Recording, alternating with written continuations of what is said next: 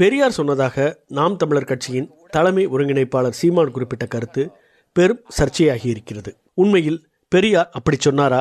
இது தொடர்பாக பிபிசி தமிழ் ஆராய்ந்த போது தெரிய வந்தது என்ன என்பதை இந்த காணொலியில் பார்க்கலாம். கடலூரில் நடந்த நாம் தமிழர் கட்சியின் கலந்தாய்வு கூட்டத்திற்கு பிறகு செய்தியாளர்களை சந்தித்த அக்கட்சியின் ஒருங்கிணைப்பாளர் சீமான் பெரியாரை மேற்கோள் காட்டி பேசிய விஷயங்கள் பெரும் சர்ச்சையை ஏற்படுத்தியுள்ளன.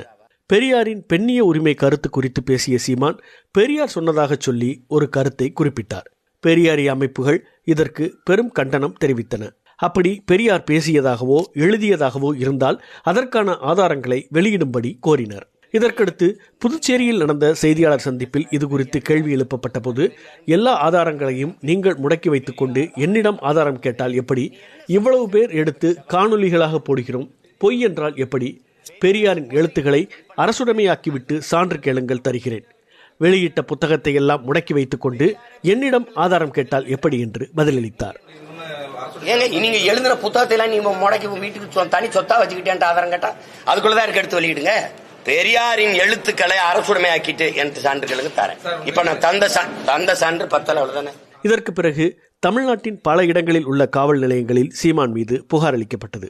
இது தொடர்பான வழக்கு ஒன்றை விசாரித்த சென்னை உயர்நீதிமன்றம் பெரியார் குறித்த சீமானின் கருத்து சமூகத்தில் பதற்றத்தை ஏற்படுத்தும் வகையில் உள்ளது என்று கூறியது. மேலும் அவர் மீதான புகாரின் அடிப்படையில் விரைந்து நடவடிக்கை எடுக்க வேண்டும் எனவும், எடுக்கப்படும் நடவடிக்கை குறித்து ஜனவரி 20 அறிக்கை தாக்கல் செய்ய வேண்டும் எனவும் உத்தரவிட்டது. இதுபோல பெரியார் பேசியதாக கூறப்படுவது முதல் முறை அல்ல. 2017 ஆண்டு வாக்கில்தான் முதலில் பெரியார் இப்படி சொன்னதாக செய்தி பரவ ஆரம்பித்தது. சில இயக்கங்கள் தங்கள் ஃபேஸ்புக் பக்கத்தில் இதுபோன்ற வாசகத்துடன் பதிவுகளை வெளியிட்டன. இந்த செய்தி 1953 ஆண்டு மே மாதம் திராவிடர் கழகத்தின் அதிகாரப்பூர்வ ஏடான விடுதலையில் வெளிவந்ததாகவும் குறிப்பிடப்பட்டிருந்தது. இதற்கு பின் அவ்வப்போது சமூக வலைதளங்களில் இந்த கருத்து பரப்பப்பட்டு வந்தது. அந்த தருணத்திலேயே திராவிடர் கழகத்தைச் சேர்ந்தவர்கள் இதனை மறுத்தனர். 2020 ஆண்டில் இதுபோன்ற ஒரு செய்தியை பதிவு செய்த பட்டுக்கோட்டையைச் சேர்ந்தவர் மீது காவல்துறையில் புகாரும் அளித்தனர். அவரை காவல்துறை கைது செய்தது. இந்த நிலையில்தான் மீண்டும் சீமான் இதே கருத்தை பதிவு செய்துள்ளார்.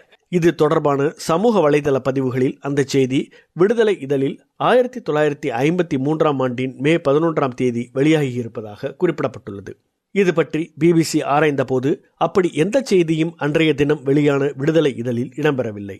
குறிப்பிட்ட தினத்தன்று வெளியான விடுதலை இதழ் மொத்தம் 4 பக்கங்களை கொண்டிருந்தது.